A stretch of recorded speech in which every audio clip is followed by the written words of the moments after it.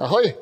Welcome at Festival Bubbles of the 62nd Zlín Film Festival, in which we welcome some of this year's festival's most exciting, charming, sparkling guests. And we have three on stage for you today. And they all three are here to talk about a film called Bigman, a film that will be screened today in the festival and for which we have really high expectations because we know everyone is going to like it. It's about football and it's about much more than football. But first, I want to give you my sincere condolences for what happened to Feyenoord last week in the Conference League. And I think this question is mainly addressed to Joop. It goes for both of us. Mike is also a big Feyenoord fan. Yeah, it was a hard thing to swallow. But as a Feyenoord fan, you're a bit used to defeats like this. Maybe the whole world knows what happens to Feyenoord. I'll explain, the Conference League final. Feyenoord lost against AS Roma. It was a historical moment. Unfortunately, we didn't make it. Before we talk more about Feyenoord, maybe you could, or I should ask the scriptwriter, what is the story? Can you tell us in 5 sentences? Yeah, it's about a very Dylan, a 12-year-old talented football player. He's crazy about football. He dreams about football. His friendship with his best friends is all about football. His dad is also his coach. And then he ends up in a terrible car accident, doesn't feel his legs anymore and has to come to terms with his new life in a wheelchair. But it's hard for him to accept it because he's still crazy about football. Yeah. And then the friendship, of course, our film is about how the friendship makes Dylan accept his new life. And the story is set in Rotterdam. Zlín doesn't have a harbor, but just like Rotterdam, this city was also built upon a generation of people working in the local industry and built by architects who have and urbanists who had a vision for the future. You've been walking around in Zlín. Did you see any similarities with the city where you come from, with Rotterdam? Well, Mike comes from Rotterdam.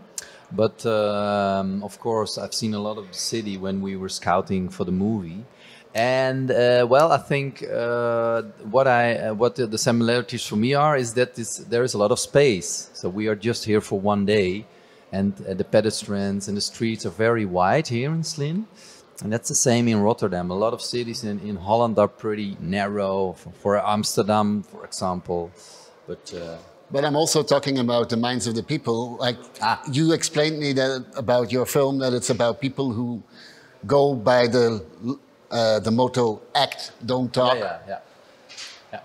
Hardworking people. Yeah. But you are maybe I don't know many Zlín people yet, so I think you're right that there is similarities, but I cannot answer the question if it goes for Zlín. Yeah. They work hard. Yeah. But they also talk. Yeah. They drink. They have fun. And they're very good at welcoming foreign guests in a festival. That's my experience. I don't know how you experienced it. We just had the screening of our film, the world premiere, so our very first screening, and we had such a great audience, Mike?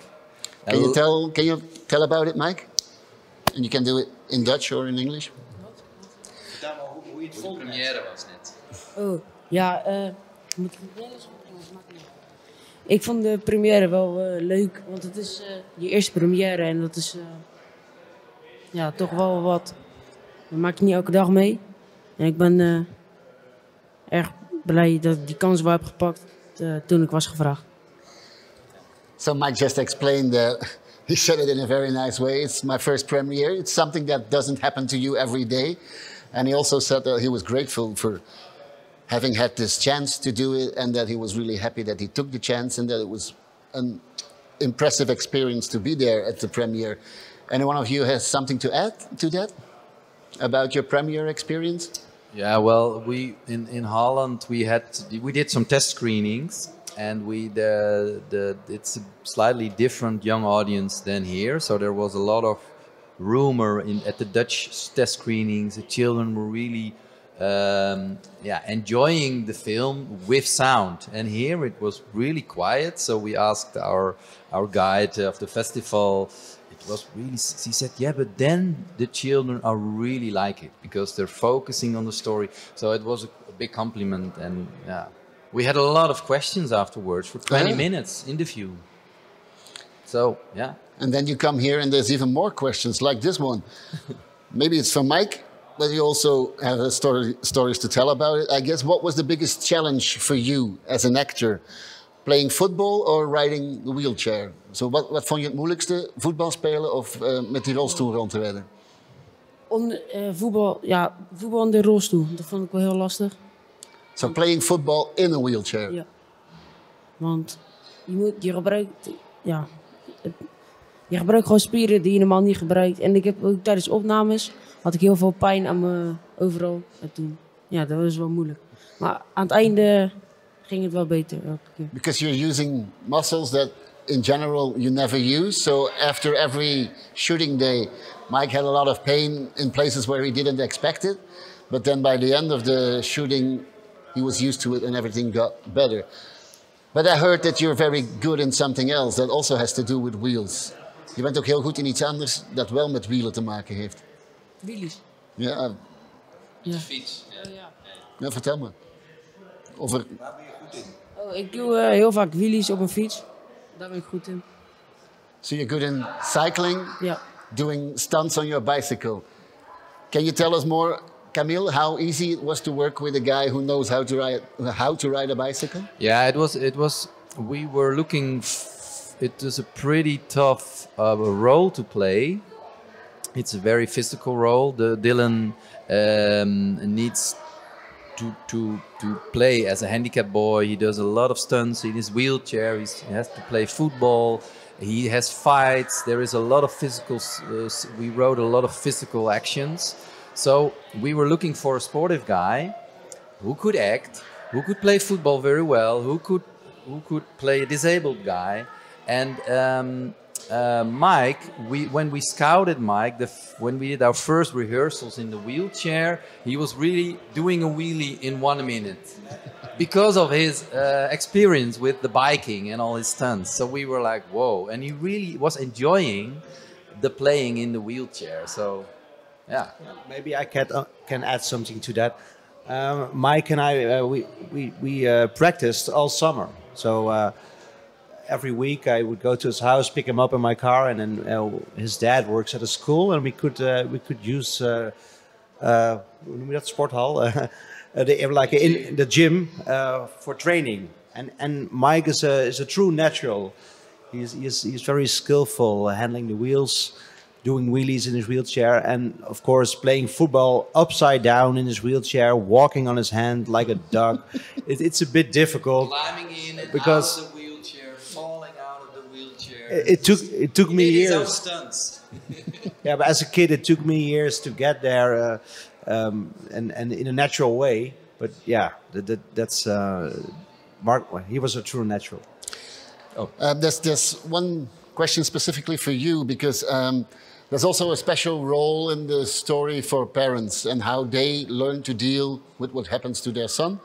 And I heard this is also based on your experiences as a child and how your parents were treating you. Well, I think the parents in the movie are a lot different from my parents. My parents just wanted. Well, my mom grew up with a niece in a wheelchair, and she knew that the niece doesn't want to feel special or something, just want to be treated normally, and that's how my parents raised me, and they gave me the space to experiment in my wheelchair and to get hurt, and I even broke my legs 3 times because I was always doing crazy stuff, climbing trees.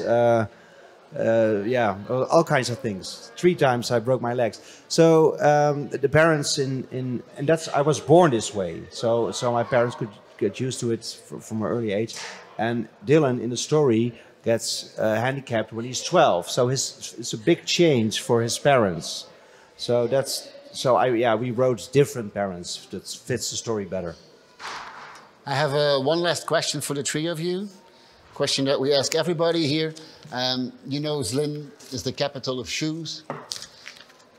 Can you show us your shoes and maybe tell what's so special about your shoes, or what is your connection with shoes? Maybe we can ask Mike first. Kan je iets vertellen? Laat je schoenen even zien. Leg ze maar op tafel. Heb je iets te vertellen over de schoenen? Wanneer heb je ze gekocht? Ik heb ze een week geleden gekocht. Ik heb er niet echt een ervaring mee, maar ik vind ze gewoon mooi. Je bent er wel trots op. Ja, ik ben er trots op. Ik ben er ook heel voorzichtig mee. Als dat ze vies worden, dan zou ik dat niet leuk vinden. Goed verhaal, ja. Mike just bought his shoes 1 week ago and he's still very proud about them. He likes wearing them, but he's also extremely careful that they don't get dirty because he likes them to be like shiny and white. And he still finds a big pleasure in wearing his new shoes. So these are my shoes. I bought them, I think, 1 year ago, and they are from, I guess, from Norway. I bought them in a shop in Amsterdam, and it's cotton. I can only wear cotton or leather, you know. Otherwise, my feet will smell. As long as they don't fall off. I actually bought these shoes a few months ago in Vienna, and I like the classical look. They look a bit like Dr. Martens, but a bit more classy. So, yeah, just like the look. That's all. So, congratulations on your choice of shoes. Congratulations on the film that you made. And so happy that we're having you here in Zlín, and I hope you will enjoy the rest of the festival. Thank you. Very much. Thank you.